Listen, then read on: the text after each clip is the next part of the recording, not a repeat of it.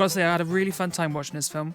After the first trailer, I thought this film looks a bit bad, but I still was going to watch it because it was Sonic.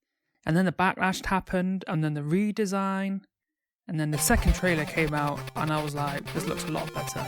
Now, this is probably the best video game film to date. I mean, I really think so.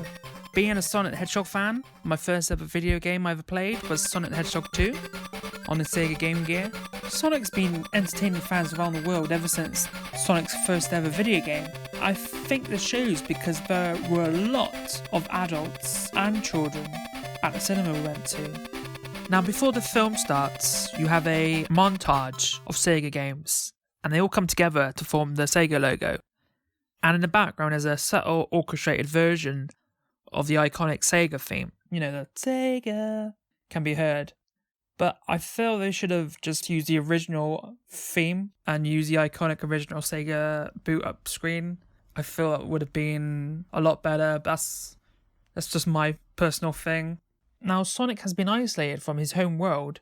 He lives alone near a town called Green Hills in Montana. And he's been there for a long time. He's alone, he's sad, and he really just wants a friend. And as an audience member, you really do feel for Sonic. Sonic being upset runs at supersonic speed, which results in triggering a massive power out that wipes out the whole of the Pacific Northwest coast. And Dr. Robotnik, played by the great Jim Carrey, is enlisted by the United States Department of Defense to uncover the source. And then the film turns into a buddy trip movie, with Sonic teaming up with Tom, who's the local sheriff of Green Hills, who Sonic's been admiring for years in secret.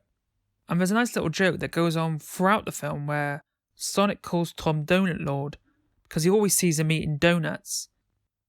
And because Sonic's being hunted, he's forced to go fugitive with Tom, with Robotnik constantly on their tails, trying to hunt them down. And James Marsden, who played Tom, I thought did a good job because half the film he's acting with nothing. Sonic was great, played by Ben Schwartz. I thought did a good job as Sonic. He was very funny. The animators did a great job capturing the look of Sonic, but you also cared for him as a character. This film has quite a lot of heart, genuine heart. There were some parts of this film where I found really emotional actually, and really connected with this CGI character, and I thought it was really heartwarming. Jim Carrey was great as Dr. Robotnik. I thought he did a really great job. He's a comedy genius. The film really captured for me the feel of a 90s blockbuster film, and I loved that feeling.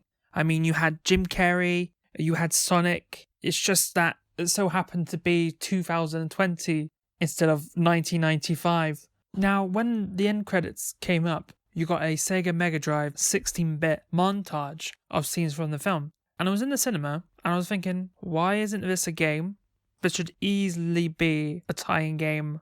I would definitely buy this if it was a real game. It just looked amazing.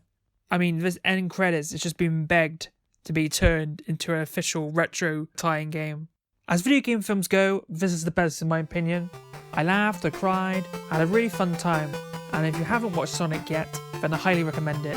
It's such an enjoyable film for old and new fans. And seeing how they left this film open, and how well this movie is currently doing at the box office, hopefully we will get a sequel. So that's my review of Sonic. Please let me know down in the comments below what you thought of the film. And if you're new to my channel, then please like and subscribe. And thank you for watching.